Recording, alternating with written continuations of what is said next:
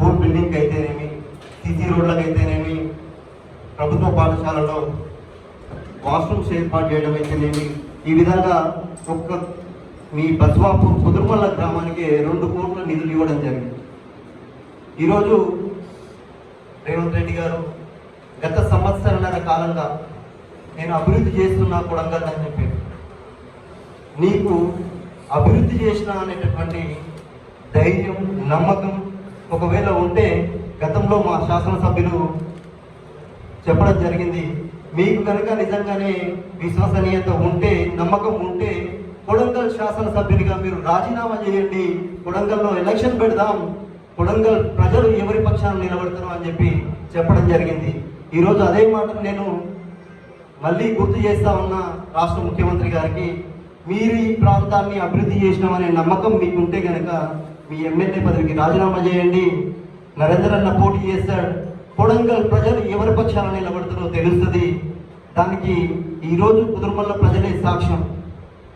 ఎక్కడైనా రాష్ట్ర ముఖ్యమంత్రి నియోజకవర్గంలో ప్రతిపక్షాలకు అభ్యర్థులు దొరికినటువంటి పరిస్థితి ఉంటుంది, లోకల్ బాడీ ఎలక్షన్లో కానీ ఇంకో ఎలక్షన్లో. అట్లాంటిది అధికార పక్షాన్ని విడిచిపెట్టి ఈరోజు ప్రతిపక్షంలో ఉన్న బీఆర్ఎస్ వైపు కొడంగల్ నియోజకవర్గ ప్రజలు చూస్తూ ఉన్నారు.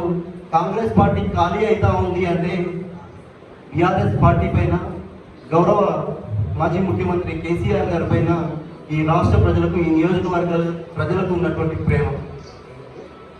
ఇక ముఖ్యంగా దుద్యాల మండలానికి సంబంధించి చూసుకున్నట్లయితే, దుద్యాల మండలంలో ముఖ్యమంత్రి గారు ఈ ప్రాంత శాసనసభ్యునిగా గెలిచి ముఖ్యమంత్రి అయిన తర్వాత మొదటిసారిగా మా మీదే ఒక విష ప్రయోగం చేయడం జరిగింది.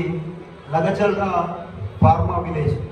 లగచల్రా ఫార్మా విలేజ్లో మీరందరూ చూసిండ్రు, ముఖ్యంగా పత్రికా విలేకరులు అయితేనేమి, వీళ్ళందరికీ బాగా తెలిసినటువంటి విషయం ఏంటంటే 9 నెలలు ఉద్యమాన్ని నడిపించినాం.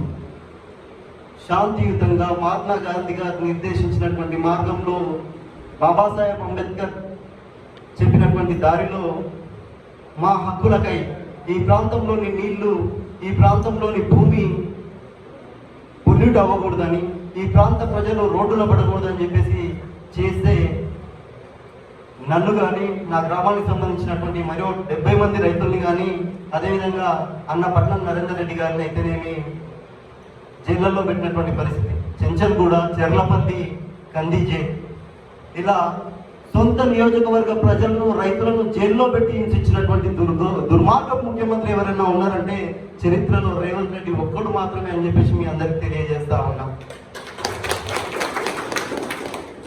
ఆ మనిషికి ఈ గడ్డ మీద ప్రేమ లేదు, ఈ ప్రజల మీద ప్రేమ లేదు అని చెప్పేసి ఆ రోజే రుజువైంది. ఏ రోజైతే లగచల్ర రైతులను జైలుకు పంపినవో ఆ రోజే నీ పతనం ప్రారంభమైంది.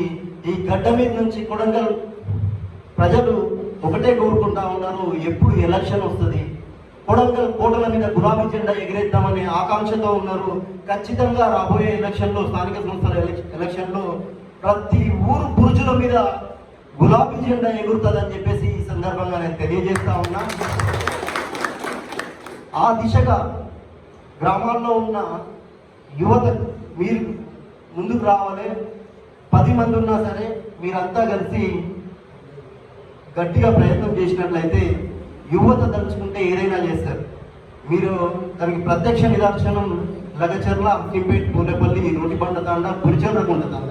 ఆ గ్రామాల్లోని యువత బయటికి వస్తే ఢిల్లీ గడ్డ కూడా ఉనికింది ఈ ప్రాంత బిడ్డల ధైర్యం చూసి.